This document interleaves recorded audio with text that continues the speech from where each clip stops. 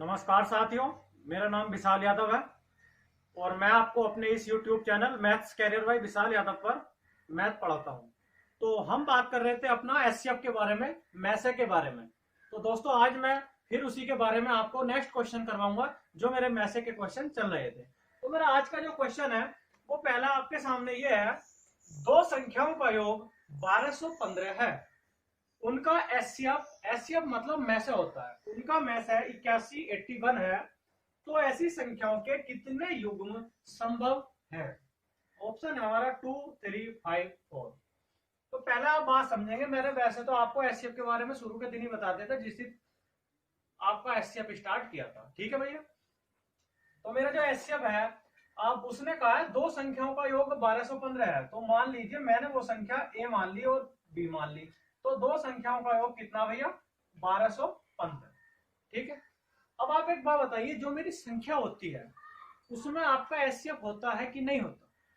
बताया था मैंने कि मान लीजिए मेरी कोई संख्या है ए एक्स और ए वाई, तो ये कंप्लीट संख्या है ना। ए एक्स अपने आप में एक पूरी संख्या है, ए वाई अपने आप में एक पूरी संख्या है, लेकिन अगर मैं इसमें इसका एचसीएफ ए मानता हूं, इसका एचसीएफ मैं से ए मानता हूं, ये निकाल दिया, तो एक्स वाई आपकी को प्राइम रहेगी। बताया था सब कुछ। तो उसका एचसीएफ कितना है? 81। तो मेरे पास जो कंप्लीट संख्याएं होंगी वो भैया 81 ए प्लस 81 बी ही तो होंगी। इतनी बात तो आपको समझ में आ गई होगी। 81 ए और 81 बी आपकी जो संख्याएं हैं वे 81 ए और 81 बी तो होंगी। जो आपका एचसीएफ है वो 81 है, तो ए और बी क्या रह गई इसमें? 81 दी एचसीएफ है, तो ए और बी भैया आपकी क्या रह गई? को प्राइम रहेगी, मतलब सहभाज्य रहेगी, ठीक है। तो मैं इसमें 81 कॉमन ले सकता हूं, तो मेरे पास बचेगा ए प्लस बी बराबर 1215 बटे 81। अब इसे काट लेंगे, 9 से काटते हैं तो 9 का 9, 3 बचेगा 31, 9 के 27 और 4 बचे 9 पंजे 45 और 9 नम 81। फिर 9 से काट लेंगे तो हमारा 9 का 9, 9 पंजे 45, मतलब ए प्लस बी बराबर भैया मेरे पास कितना आया? 15 आया। तो ए प्लस बी बराबर 15 आया, लेकिन मैंने भी बताया था आपका ए यदि आपका एचसीएफ है तो एक्स और वाई आपके को प्राइम सहभाज्य रह जाती है। तो ए और बी अपने आप में क्या रहेगी? को प्राइम सहभाज्य संख्या रहेगी। तो इसका मतलब यह है कि ए प्लस बी बराबर 15 है, तो आपको प्लस करके 15 लाना है उन संख्याओं को, लेकिन वे संख्याएं आपस में सहभाज्य होनी चाहिए, तो हमारे उतने युग्म बनेंगे। अगर आप करते हैं 1 और 14, तो आपका एक पेयर ये बना, 14 और 1 कितना आया? 15 आया। उसके बाद दूसरा जो युग्म बनेगा वो बनेगा 2 और 13 का, तो 2 और 13 कितने होते हैं? 15 आया। तो आपस में कितनी हो गई है? सहभाज्य संख्याएं। और तीसरा मेरा बनेगा 4 और 11 का, और मेरा चौथा बनेगा मेरा 7 और 8 का। तो आपका 1 और 14 आपस में सहभाज्य है, 2 और 13 आपस में सहभाज्य है, 4 और 11 आपस में सहभाज्य है, 7 और 8 आपस में सहभाज्य है। मतलब ऐसे मेरे पास कितने युग्म बने? 4 युग्म बने, तो मेरा क्या आंसर होगा? 4। इसके अलावा आपके पास कोई सा ऐसा युग्म नहीं है जो आपका सहभाज्य है। आप बनाते हैं, मान लीजिए 6 और 9 का बनाते हैं, 9 6 15 होते हैं, तो 9 6 भैया आपस में हमारे को प्राइम नहीं है, ये 3 से घटता है। तो हमें ऐसे युग्म लेने होते हैं जो हमारे आपस में सहभाज्य हो, को प्राइम हो। तो ऐसे मेरा योग करके 15 आए और आपस में सहभाज्य हो, तो ऐसे केवल मेरे पास 4 युग्म है, 1 14, 2 13, 4 11 और 7 8। तो मेरे कितने युग्म हो गए? 4 युग्म हो गए। प्लस करके भी आ सकता है आपका, मल्टीप्लाई करके भी आ सकता है, किसी प्रकार आ सकता है। अगला क्वेश्चन मेरा मल्टीप्लाई का है, बस ये ध्यान रखेंगे ये आपके को प्राइम होने चाहिए, सहभाज्य। तो कितने युग्म बने भैया? 4 बने, तो मेरा 4 आंसर क्लियर है। तो भैया नेक्स्ट क्वेश्चन है मेरा, दो संख्याओं का गुणनफल 11830 है और उनका एचसीएफ 13 है, ऐसी संख्याओं के कितने युग्म संभव है? मैंने अभी बताया था आपको, मान लीजिए मेरी संख्या ए और बी है, तो वो कहता है दो संख्याओं का गुणनफल, मतलब ए गुणा बी बराबर आपको दिया है 11830। तो भैया जो आपकी संख्या होती है कंप्लीट संख्या, उसमें आपका एचसीएफ होता है, और एचसीएफ मुझे दिया है उसने में से 13, मतलब आपकी जो संख्या है वे 13 गुणा 13 भी हो जाएंगी और बराबर 11830। तो आपका ए गुणा बी बराबर जो बचेगा वो बचेगा 11830 बटे 13 गुणा 13। मतलब मेरा एचसीएफ नीचे आ गया, तो ये आपकी ए और बी जो बची है वो आपकी को प्राइम रह गई, सहभाज्य, क्योंकि मैंने इसमें से एचसीएफ ले लिया है बाहर। तो ए और बी आपकी को प्राइम बची। अब इसे काट लेंगे, 13 अट्ठे 13 नंबर 117, एक बचा 13 13 0, फिर 13 से काट लेंगे, 13 सत्ते 91 0। मतलब कहने का है मेरे पास ए गुणा बी बराबर कितना आया, ए गुणा बी बराबर 70 आया। और ए और बी आपकी आपस में क्या है, को प्राइम है। मतलब आप फिर वो कहता है कि ऐसे कितने युग्म संभव है, तो आपको मल्टीप्लाई करके 70 आना चाहिए, 70 आना चाहिए। तो आपकी ऐसी सहभाज्य संख्याएं कितनी है, उसका कहने का मतलब ये है। तो एक तो आपका होगा 70 ही का ना 70, मतलब 1 और 70 हो जाएगा, ठीक है, ये आपस में सहभाज्य है।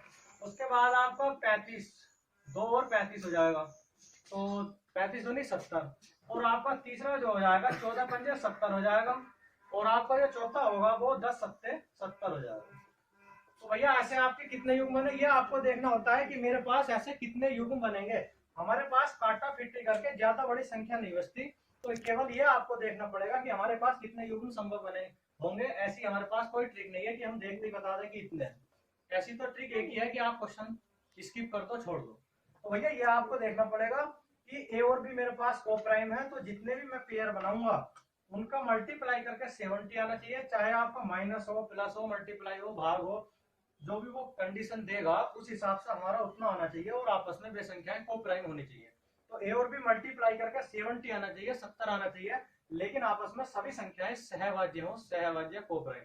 तो 1 और 70, 70 का 70 हुआ, 35 दूनी 70, 2 और 35 आपस में सहभाज्य है, 14 पंजे 70 आपस में सहभाज्य है, 7 नहीं 70 आपस में सहभाज्य है।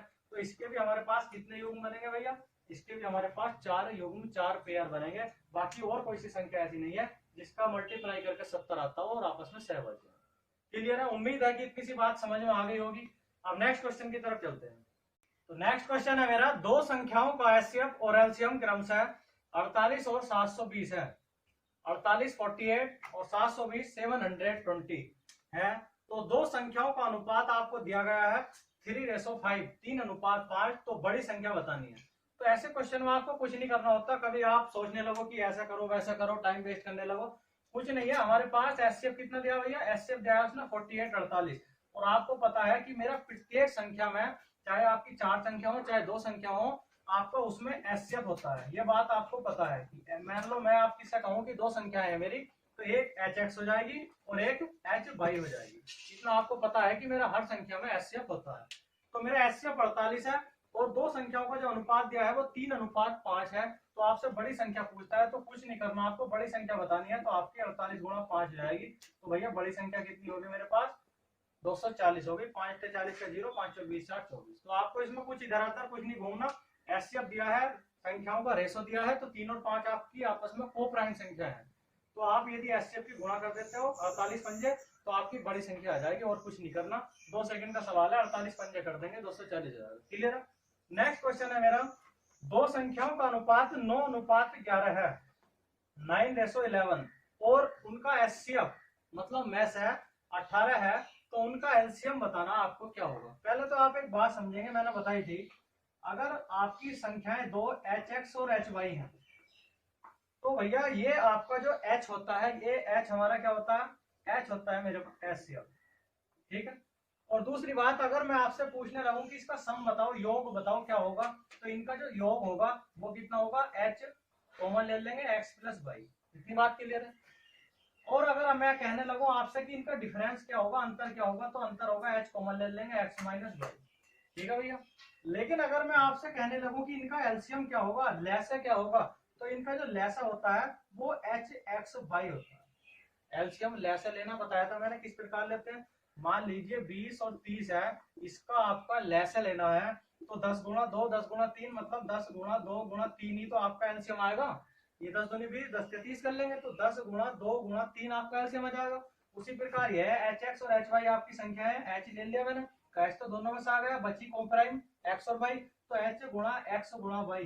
तो ये बात आप ध्यान रखेंगे, आपका sum H x plus y होता है और आपका difference H x minus y होता है।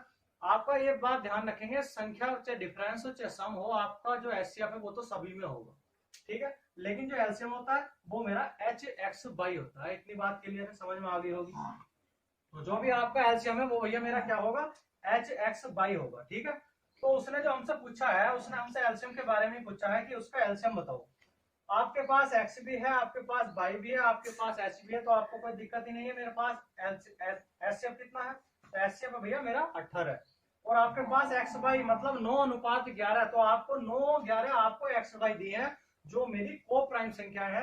तो मैं इनकी मल्टीप्लाई कर दूंगा भैया, 9 × 11 हो जाएगा मेरे पास 9:11। ये बात ध्यान रखेंगे, ये आपस में को प्राइम संख्याएं हैं 9:11, और एक्स बाई भी आपकी को प्राइम है। एच आपको एचसीएफ दिया है तो 18 × 9 × 11। अब आपको टाइम वेस्ट नहीं करना है कि हाँ साहब इनकी गुणा कर रहे हैं, टाइम वेस्ट कर रहे हैं, वरना 20 सेकंड खा जाओगे आप इसमें। ठीक है, आप इसका ऑप्शन को देखिए, ऑप्शन की सबकी डिजिट अलग है, यूनिट डिजिट, तो आप यूनिट डिजिट से भी कर सकते हो। 9 और 9 × 8 = 72, जिसकी भी 72 मतलब यूनिट डिजिट कितनी है भैया मेरे पास 2। तो ऐसा केवल एक ही ऑप्शन है 1782, जिसकी यूनिट डिजिट मेरे पास 2 है, बाकी कोई सा ऑप्शन नहीं है। चाहे तो आप गुणा कर लो, आपकी इच्छा है। तो इसकी यूनिट डिजिट भैया 2 आ जाएगी, और 2 यूनिट डिजिट एक ही ऑप्शन की है 1782 की, तो मेरा देखते ही क्लिक कर देंगे, मेरा एक ही आंसर है इसमें, एक ही ऑप्शन है ऐसा 1782। वरना आप गुणा भी कर सकते हो, बाकी आपको कोई प्रॉब्लम नहीं है। ठीक है, तो उम्मीद है कि भैया छोटे छोटे सवाल है, इतनी सी बात है तो आपको समझ में आ गया होगा। ठीक है, नेक्स्ट क्वेश्चन की तरफ और चलते हैं। अगर आपको किसी को कोई प्रॉब्लम है तो कमेंट में बता सकता है। ठीक है, और यदि पढ़ाया हुआ समझ में आता है तो लाइक सब्सक्राइब और शेयर करना ना भूलें। नेक्स्ट क्वेश्चन करते हैं। तो मेरा नेक्स्ट क्वेश्चन है, चाय के थोक विक्रेता के पास 3 प्रकार की चाय है जिनका वजन अलग अलग 408 किलोग्राम, और जी फिर दिया है 468 किलोग्राम और 516 किलोग्राम। समान आकार के थैलों की न्यूनतम संख्या, उसने कहा है भैया समान आकार के थैलों की न्यूनतम संख्या क्या होगी, कम से कम संख्या क्या होगी जिनमें प्रत्येक प्रकार की चाय को बगैर मिलाए रखा जा सकता है। तो पहला आप एक बात बताओ, अगर मुझे किसी थैले में मेरे पास 3 प्रकार की चाय है, 3 प्रकार का आपके पास कोई भी कुछ भी सामान है, तो आपको वो थैलों में रखना है, तो आप उसमें ज्यादा से ज्यादा सामान रखोगे तभी तो आपके पास थैलों की न्यूनतम संख्या होगी। बात समझ में आई या नहीं? आपके पास 3 प्रकार के थैले हैं, तो भैया आप उन थैलों में ज्यादा से ज्यादा सामान रखोगे, अधिक से अधिक सामान रखोगे, और हर थैले में प्रत्येक थैले में इक्वल सामान रखोगे, बराबर सामान रखोगे और ज्यादा से ज्यादा रखोगे, तभी तो मेरे पास थैलों की संख्या न्यूनतम होगी। अरे ये बात क्लियर है कि नहीं है? ये बात समझ में आई? ज्यादा से ज्यादा सामान रखोगे और प्रत्येक थैले में बराबर रखोगे, तभी तो मेरे पास थैलों की संख्या न्यूनतम होगी। इतनी बात समझ में आ गई होगी आपकी। ठीक है, और मैंने बताया था जब भी आपका अधिक से अधिक पूछे, ज्यादा से ज्यादा की बात करे, तो हमेशा क्या निकलता है, एचसीएफ निकलता है, मतलब में से। ठीक है, तो में से निकालने का भैया तरीका मैंने आपको 4 तरीके बताए कैसे निकाल सकते हो, मैं अपना उसी तरीके से निकाल लूंगा। तो इनका अंतर कर लेंगे 408 का और 468 का। तो भैया 408 और 468 इनका अगर अंतर करते हैं तो मेरे पास कितना हो जाएगा, 408 और 468 का अंतर, इनका अंतर आपके पास हो जाएगा 60। ठीक है, मैंने बताया था या तो उनका अंतर ही आपका एचसीएफ होता है, या उस अंतर का कोई ना कोई फैक्टर आपका एचसीएफ होगा। तो 60 से मेरी ना ये संख्या कटेगी, ना ये कटेगी, ना ये कटेगी। ठीक है, तो 60 का कोई ना कोई फैक्टर हमारा होगा, तो 12 पंजे 60 कर लेते हैं। 5 से मेरी कोई सी भी संख्या नहीं कटेगी, लेकिन 12 से देख लेते हैं, 12 से कटेगी। 12 के 36, 12 चौक 48 कट गई, और 12 चौक 48, 12 ते 36 आपका बचा 10, 12 नंबर 108 ये भी कट गई, और 12 चौक 48, 12 ते 36 ये भी कट गई। इसका मतलब मैं ये कह सकता हूँ भैया मेरे पास जो एचसीएफ होगा वो 12 है। इतनी बात क्लियर है? मैंने बताया था या तो डिफरेंस होता है या उसका कोई ना कोई फैक्टर मेरा एचसीएफ होता है। मैंने फैक्टर किया 12 पंजे 60, 5 आपका एचसीएफ होगा नहीं क्योंकि 5 से आपकी कोई सी भी संख्या कटेगी नहीं, तो 12 को चेक कर लिया मैंने, तो 12 मेरा इनका एचसीएफ निकला। कहने का मतलब है 12 किलोग्राम मैक्सिमम, अधिक से अधिक मैं प्रत्येक थैले में 12 किलोग्राम, जो भी प्रत्येक थैले में रखूंगा बराबर संख्या में रखूंगा, अधिक से अधिक रखूंगा, वो मेरे 12 किलोग्राम है। 12 किलोग्राम सामान मैं प्रत्येक थैले में रख सकता हूँ अधिक से अधिक, जो मेरा इक्वल रूप से रखा जा सकता है। क्लियर है? लेकिन उसने हमसे पूछा है न्यूनतम, आपको थैलों की संख्या न्यूनतम करनी है, तो भैया पहला थैला 408 किलोग्राम का था और मैं मैक्सिमम उसमें कितना सामान रख सकता हूँ, 12, तो आप इसे भाग कर देंगे। दूसरा मेरा 468 का था, उसमें मैक्सिमम कितना सामान रख सकता हूँ, 12। तीसरा मेरा 516 का था, मैक्सिमम मैं कितना रख सकता हूँ, 12। इतनी बात क्लियर होगी? तो मेरे यहाँ से थैले निकल जाएंगे दो। आपका टोटल जो सामान था वो 408 केजी था, आप 12 किलोग्राम सामान उसमें रख सकते हैं, क्योंकि मुझे समान प्रकार का रखना है, इसलिए तीनों में कितना कितना अलग अलग रखोगे, लेकिन समान रखोगे, 12 12 12। तो टोटल को आपने 12 किलोग्राम से भाग दे दिया, तो आपके थैले की संख्या आएगी कि नहीं आएगी?